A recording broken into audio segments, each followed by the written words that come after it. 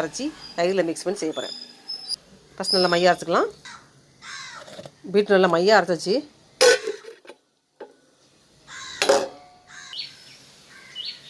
அரைச்ச பீட்ரூட்டில் தயிர் சேர்த்துடலாம்.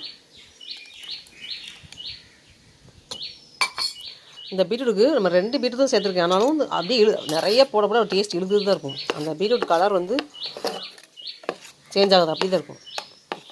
கொஞ்சம் உப்பு சேர்த்துடலாம். உப்பு மட்டும் நம்ம டேஸ்ட் பார்த்துக்கணும்.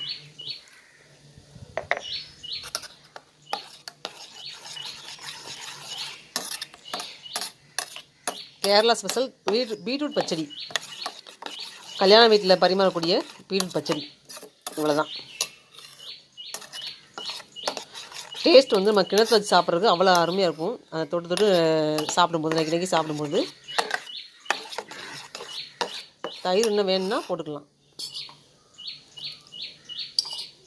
ஏன்னா தயிரோட புளிப்பு சுவையும் அந்த பீட்ரூட் தன்மையும் மாறி இந்த தயிரோடு மிக்ஸ் ஆகி அந்த உப்புலாம் போட்டிருக்கும் பார்த்தீங்களா, சேர்ந்து டேஸ்ட் ரொம்ப அருமையாக இருக்கும். ரொம்ப சிம்பிள் மெத்தட். ஆனால் அது வந்து வச்சு சாப்பிடக்கூடாது. செஞ்சு உடனே சாப்பிட்டு காலி பண்ணிடணும். காலையில் வச்சு நைட் சாப்பிட்றோம் அப்படிலாம் சாப்பிடக்கூடாது. உடனே செஞ்சோமா காலி பண்ணிடணும். ஏன்னா புளிப்பு தன்மை வந்துடும். ஏன்னா பச்சையாக அரைச்சி வைக்கிறோம் பார்த்தீங்களா, அந்த பீட் வந்து புளிச்சு போயிடும்.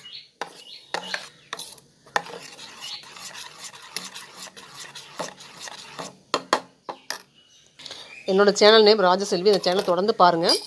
வீடியோவில் ஸ்கிப் பண்ணாமல் ஸ்டார்டிங்கே பாருங்கள். இந்த மாதிரி விதவிதமான சமையல் வீடியோ எடுத்து போடுறேன், பாருங்கள்.